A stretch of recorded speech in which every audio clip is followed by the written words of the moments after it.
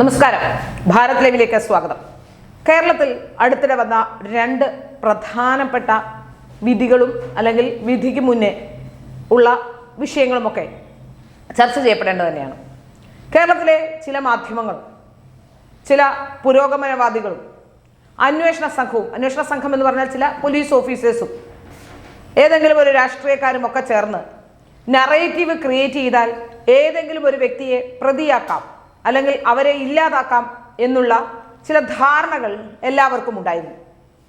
എന്നാൽ ആ ധാരണകളെ പൊളിച്ചെഴുതിയ രണ്ട് വിഷയങ്ങളെക്കുറിച്ചാണ് ഇപ്പോൾ എനിക്ക് സംസാരിക്കാനുള്ളത്. അതിലേറ്റവും പ്രധാനമായ വിഷയം, ഈ വിഷയവുമായി ബന്ധപ്പെട്ട ഒരു വിധി വന്നിട്ടില്ലാത്ത കേസാണ്. ആദ്യം നമ്മൾ പറയുന്നത് രാഹുൽ മാങ്കൂട്ടവുമായി ബന്ധപ്പെട്ട കേസാണ്. ആ കേസിൽ ബലാത്സംഗം എന്ന് പറയുന്ന വകുപ്പ് നിലനിൽക്കാനുള്ള സാധ്യതയില്ല എന്ന് പറഞ്ഞ ചിലരെങ്കിലും ഇന്ന് ഈ പൊതുസമൂഹത്തിലുണ്ട്. എന്നാൽ അതിനെയൊക്കെ ഖണ്ഡിച്ചുകൊണ്ട് മാധ്യമങ്ങൾ വലിയ രീതിയിൽ വലിയ ഒരു പ്രകമ്പനം ഇവിടെ സൃഷ്ടിച്ചു. ജില്ലാ കോടതിയിൽ നിന്ന് മുൻകൂർ ജാമ്യം നിഷേധിക്കപ്പെട്ട സാഹചര്യമുണ്ടായി. രണ്ടാമതൊരു കേസ് കൂടി ഉണ്ടായി. ആ കേസിൽ വാദി പോലുമില്ലാതെ ഒരു FIR ഇടുന്നു. വീണ്ടും ഹൈക്കോടതിയിലേക്ക് ചെല്ലുമ്പോൾ രണ്ടാമത്തെ കേസിന് ഹൈക്കോടതി സ്വാഭാവികമായി സമയം കൊടുക്കേണ്ടതുണ്ട്. ഒരു നീതിന്യായ സംവിധാനത്തിൽ അങ്ങനെ തന്നെയാണ്. ആദ്യത്തെ കേസ് നോക്കുമ്പോൾ അതിൽ പ്രശ്നമുണ്ട് എന്ന് ബോധ്യപ്പെടുകയും ആ ബോധ്യത്തിന്റെ അടിസ്ഥാനത്തിൽ ഇനി 15-ാം തീയതി വരെ അറസ്റ്റ് തടയുകയും ചെയ്ത സാഹചര്യമുണ്ട്. എന്നാൽ കേരളത്തിലെ മാധ്യമങ്ങൾ ഏതു തരത്തിലായിരുന്നു ആ വിഷയത്തെ ചിത്രീകരിച്ചതെന്ന് നമുക്കറിയാം. ഒരു പെൺകുട്ടി യഥാർത്ഥത്തിൽ പീഡിപ്പിക്കപ്പെട്ടുവെങ്കിൽ ആ പെൺകുട്ടിക്ക് നീതി ലഭിക്കണം എന്നുള്ളത് തന്നെയാണ് എല്ലാവരുടെയും പക്ഷം, അതിലൊരു സംശയവുമില്ല. എന്നാൽ ചില നറേറ്റീവുകൾ ക്രിയേറ്റ് ചെയ്തോ ഏതെങ്കിലും രാഷ്ട്രീയ താല്പര്യങ്ങൾ കൊണ്ടോ ചില സമ്മർദ്ദങ്ങൾ കൊണ്ടോ അല്ലെങ്കിൽ വ്യക്തിവൈരാഗ്യം കൊണ്ടോ ഒക്കെ നൽകപ്പെടുന്ന കേസുകളിൽ നീതിന്യായ വ്യവസ്ഥ തന്നെയാണ് ഏറ്റവും പ്രധാനപ്പെട്ടതെന്ന കാര്യത്തിൽ സംശയമില്ല. ഇവിടെ ആ വിധിയിൽ പോലെ തന്നെ മറ്റൊരു പ്രധാനപ്പെട്ട വിധി ഇന്നുണ്ടായിരിക്കുന്നു. 8 വർഷം നീണ്ട ചരിത്രത്തിലെ ഏറ്റവും വലിയ നിയമ പോരാട്ടത്തിന് ഇന്ന് അന്ത്യമാകുന്നു എന്ന് പറയാൻ കഴിയില്ല. ഏതായാലും ഹൈക്കോടതിയിലേക്കും സുപ്രീം കോടതിയിലേക്കും ഒക്കെ പോകും. പക്ഷേ എങ്കിലും വിചാരണ കോടതി വളരെ കൃത്യമായി വിചാരണ നടത്തി.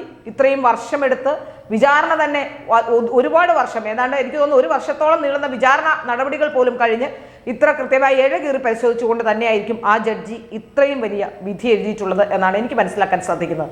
തൻ്റെ ജോലിക്കോ അല്ലെങ്കിൽ തൻ്റെ പേരിനോ കളങ്കമുണ്ടാകുന്ന തരത്തിൽ ഒരു ജഡ്ജിയും ഇത്രയും പ്രമാദമായ ഒരു കേസിൽ ഏതെങ്കിലും തരത്തിലുള്ള ഇടപെടൽ നടത്തി അത്തരത്തിലൊരു പ്രതിയെ വെറുതെ വിടില്ല എന്ന് തന്നെയാണ് സാധാരണക്കാരായ എല്ലാവരും ചിന്തിക്കുന്നത്. ഇനി അതൊന്നുമല്ലാതെ വെറുതെ എന്തെങ്കിലുമൊക്കെ പറയുന്നവർക്ക് അഭിഭാഷകർക്കും ഒക്കെ എന്തെങ്കിലുമൊക്കെ പറയാം. ഇതിന്റെ പിന്നിൽ പ്രവർത്തിച്ച ടീമിന് തന്നെ, അതായത് ഗൂഢാലോചനയിൽ പ്രവർത്തിച്ച ടീമിന് തന്നെ അങ്ങനെ പറയാം. ഞങ്ങൾ ഭാരത് ലൈവ് ആദ്യം മുതൽ തന്നെ പറഞ്ഞുകൊണ്ടിരുന്നത് ഈ വിഷയത്തിൽ നടിയെ ആക്രമിക്കാനുള്ള ഗൂഢാലോചനയല്ല യഥാർത്ഥത്തിൽ നടന്നിട്ടുള്ളത്. അതിനുള്ള കാരണങ്ങൾ പലതുണ്ട്.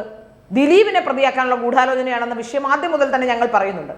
കാരണം അതിന് കാരണം ഈ കേസിന്റെ പല സ്ഥലങ്ങളിലും ഉണ്ടായിട്ടുള്ള ചില പൊരുത്തക്കേടുകൾ നമുക്ക് തന്നെ ബോധ്യമായിട്ടുള്ളതാണ്. ഈ കേസ് പഠിക്കാത്ത ആൾക്കാരും എവിടെയെങ്കിലും ഒക്കെ കേട്ട് എന്തെങ്കിലും പറയുന്ന ആൾക്കാരുമാണ് ഈ വിഷയത്തിൽ അഭിപ്രായം പറഞ്ഞിട്ടുള്ളതെന്നാണ് എനിക്ക് തോന്നുന്നത്. മാധ്യമപ്രവർത്തകരുടെ ഈ ബഹളം കണ്ട് മാധ്യമപ്രവർത്തകർ ഈ എരച്ചു കെട്ടി ബഹളം ഉണ്ടാക്കുന്നത് കണ്ടൊക്കെ പറഞ്ഞു പോകുന്ന അല്ലെങ്കിൽ അത്തരത്തിൽ ഒരു തീരുമാനത്തിലെത്തി പോകുന്നവരാണ് ഈ കേസിൽ പലപ്പോഴും പല രീതിയിലുള്ള അഭിപ്രായ പ്രകടനങ്ങൾ നടത്തിയിട്ടുള്ളത്. കോടതികളെ കുറ്റപ്പെടുത്തുന്നത്, അന്വേഷണ സംഘങ്ങളെ പ്രകീർത്തിക്കുന്നതൊക്കെ, അഭിഭാഷകരെ പ്രകീർത്തിക്കുന്നതൊക്കെ. ഈ കേസ് വളരെ കൃത്യമായി പഠിച്ചിട്ടുള്ള ഒരാളാണ് ഞാൻ. ഇതിൻ്റെ ഓരോ ഘട്ടത്തിൻ്റെ നാൾവഴികളിൽ എനിക്ക് കേസ് പഠിക്കാൻ വലിയ താല്പര്യമുള്ള ഒരാൾ, അതുകൊണ്ട് ഞാൻ പഠിക്കുന്നതാണ്. അപ്പോൾ ഈ കേസിൻ്റെ ഓരോ ഘട്ടത്തിലും ഞാൻ പഠിക്കുമ്പോൾ വളരെയധികം പ്രശ്നങ്ങളുള്ളൊരു കേസാണെന്നും ഇതിൽ മെറിറ്റ് വളരെ കുറവാണെന്നും മനസ്സിലാക്കാൻ സാധിക്കുന്നുണ്ട്. ഒരു ഗൂഢാലോചനയുടെ ഭാഗമായി ദിലീപ് ഇതിലേക്ക് എത്തപ്പെട്ടതാണെന്ന കാര്യത്തിൽ ഒരു സംശയവും അന്നു മുതൽ ഇന്ന് വരെ ഭാരത് ലൈവിനില്ല. ഞങ്ങൾ അത് തന്നെയാണ് നിരന്തരം പറഞ്ഞുകൊണ്ടിരുന്നത്. കഴിഞ്ഞ 5 വർഷത്തോളമായി ഈ പറയപ്പെടുന്ന ഒരു വാദഗതിയിൽ നിന്ന് ഞങ്ങൾ മാറിയിട്ടില്ല. ഇതിനകത്ത് ബാലചന്ദ്രകുമാർ എന്ന് പറയുന്ന ആൾ വന്നപ്പോഴും ബാലചന്ദ്രകുമാറുമായി ബന്ധപ്പെട്ടുള്ള വിഷയങ്ങൾ പുറത്തു കൊണ്ടുവന്നപ്പോഴും ഒക്കെ ഭാരത് ലൈവിൻ്റെ അഭിപ്രായം ഇത് തന്നെയായിരുന്നു. ഏതായാലും വലിയ സമ്മർദ്ദം ഈ ജഡ്ജിനുണ്ടായി എന്ന കാര്യത്തിൽ സംശയമില്ല. ഒരു വനിതാ ജഡ്ജിനെ വേണമെന്ന് ആദ്യം ആവശ്യം ഉന്നയിച്ചത് തന്നെ അതിജീവിതയാണ്. അതിനുശേഷം വനിതാ ജഡ്ജി വന്നാൽ വനിതാ ജഡ്ജ് ഒരു മുൻവിധിയോടുകൂടി പ്രിജുഡീസോടുകൂടി കാര്യങ്ങൾ കണ്ടില്ല എന്നുള്ളതാണ് വളരെ കൃത്യമായ രീതിയിൽ മുന്നോട്ട് പോകാനുള്ള കാരണമെന്ന് എനിക്ക് തോന്നുന്നുണ്ട്. കാരണം ഇവർ വിചാരിച്ചത് ഒരു വനിതാ അഭിഭാഷക വന്നാൽ പറയുന്നതെല്ലാം എഴുതിയെടുത്തുകൊണ്ട് നീതിയുടെ മുന്നിൽ എങ്ങനെയെങ്കിലും രക്ഷപ്പെടാമെന്നോ അല്ലെങ്കിൽ നീതി നിഷേധിക്കപ്പെടാതിരിക്കും എന്നൊക്കെയുള്ള ധാരണയായിരിക്കാം. യഥാർത്ഥത്തിൽ ഒരു കൃത്യമായ ഈ കൃത്യത്തിൽ ഇടപെട്ടിട്ടുള്ള, എനിക്ക് തോന്നുന്നു ഒരു കറക്റ്റായ വിധിയാണ് ഇപ്പോൾ ഉണ്ടായിട്ടുള്ളത്.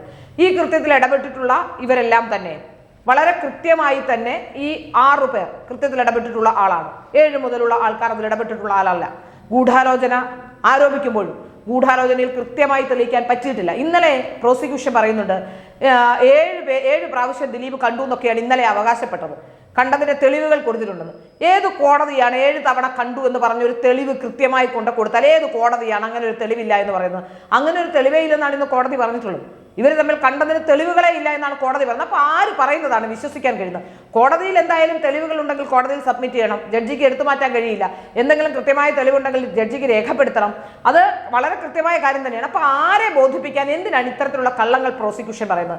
ഇന്നലെ മുതൽ തന്നെ കാര്യങ്ങൾ വ്യക്തമായിരുന്നു. ഇന്നലെ മുതൽ തന്നെ അഭിഭാഷകരുടെ ആ ഒരു ബോഡി ലാംഗ്വേജും അവരുടെ വിഷമവും സങ്കടവും അവർ കോടതികളെ കുറ്റം പറഞ്ഞു തുടങ്ങിയപ്പോഴൊക്കെ തന്നെ എനിക്ക് മനസ്സിലായതാണ് ഈ കേസിൽ വിധി ഏതായാലും ദിലീപിന് അനുകൂലമായിരിക്കുന്നത്. കാരണം ഈ വിധി വരുന്നതിന് മുമ്പ് ഒരു നറേറ്റീവ് ക്രിയേറ്റ് ചെയ്യാനാണ് അവസാനമായി ഈ പൾസർ സുനിയുടെ അമ്മയുടെ ഒരു പരാതിയായി വരുന്നത് പോലും ഒരു കൃത്യമായി തന്നെ വീണ്ടും ഒരു പരാതി വരുന്നത് കൃത്യമായി തന്നെ ഈ വിധിയെ അല്ലെങ്കിൽ ഈ വിധി വരുന്നതിനെ മറികടക്കാൻ എന്തെങ്കിലും ഒരു നറേറ്റീവ് ഉണ്ടാക്കാനാണെന്ന കാര്യത്തിൽ യാതൊരു സംശയവുമില്ല.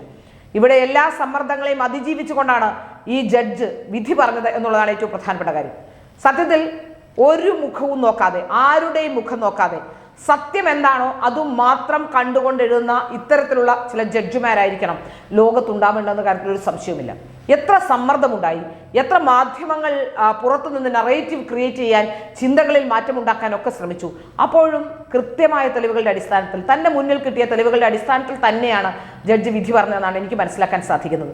കാരണം ഈ കേസിൽ ഞാൻ പറഞ്ഞല്ലോ, നേരത്തെ ഞാൻ എൻ്റെ വാർത്തയിൽ ഇപ്പോൾ ഞങ്ങളെപ്പോലും വലിച്ചഴിക്കാനുള്ള ശ്രമം ഒരു കാരണവും കൂടാതെ ഞാൻ പലവട്ടം പറഞ്ഞു, ഒരു കോളെങ്കിലും ഞാൻ ഇവരിൽ ആർക്കെങ്കിലും ചെയ്തിട്ടുണ്ടെങ്കിൽ നിങ്ങൾക്ക് തെളിയിക്കാവുന്നതാണ്. അത് ഏത് അന്വേഷണത്തെയും ഞാൻ സ്വാഗതം ചെയ്തു എന്ന് ഞാൻ പലവട്ടം ആ സമയത്തും പറഞ്ഞതാണ് അന്വേഷണ സംഘങ്ങളോട്. പക്ഷെ അതിന് കൂടുതൽ അന്വേഷണമൊന്നും ഉണ്ടായില്ല. ചുമ്മാ റിപ്പോർട്ട് എഴുതി കൊടുത്തു. അതിൽ ഞങ്ങളെല്ലാം കുഴപ്പക്കാരാണെന്ന് പറഞ്ഞാണ് റിപ്പോർട്ട് കൊടുത്തിട്ടുള്ളത്. ഞങ്ങളെല്ലാം പരസ്പരം വിളിച്ചിട്ടുണ്ടെന്ന് ഞാൻ കണ്ടിട്ട് പോലുമില്ല. ഞാൻ സത്യത്തിൽ ഇതിനൊക്കെ ശേഷം, ഇതിന് 2 വർഷങ്ങൾക്ക് ശേഷം ഒരു ഫിലിം ഫെസ്റ്റിവലിലാണ് ഞാൻ ഈ വ്യാസൻ എന്ന് പറയുന്ന ആളെ കണ്ടത്. ഞാനും വ്യാസനുമൊക്കെ നിരന്തരം ഫോണിൽ സംസാരിച്ചുണ്ടാക്കിയതാണ് ബാലേന്ദ്രകുമാറിനെതിരെയുള്ള പരാതി എന്നാണ് പറയുന്നത്.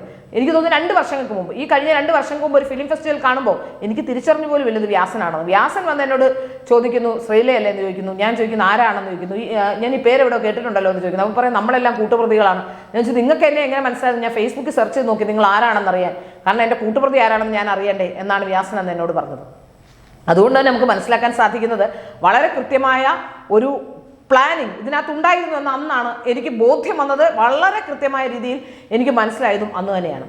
അതുകൊണ്ട് തന്നെ വളരെ കൃത്യമായി ഞാൻ പറയുന്നു, ഈ കേസിൽ ഇതിലെ ഏറ്റവും പ്രധാനപ്പെട്ട ഒരു സമ്മർദ്ദവും കൂടാതെ, ഒരു ഭാഗവും ആരുടെയും ഏതെങ്കിലും തരത്തിലുള്ള പ്രജുഡിസ്ഡ് മൈൻഡ് ഇല്ലാതെ വളരെ കൃത്യമായ നിലപാടെടുത്ത ജഡ്ജിക്കാണ് അഭിനന്ദനം. അത്തരത്തിലുള്ള ജഡ്ജിമാരുടെ ധൈര്യം അത് പ്രകീർത്തിക്കപ്പെടേണ്ടത് തന്നെയാണ്. അങ്ങനെയുള്ളവരാണ് നീതിന്യായ നിർവഹണത്തിൻ്റെ കാവലാളായി പ്രവർത്തിക്കേണ്ടത്.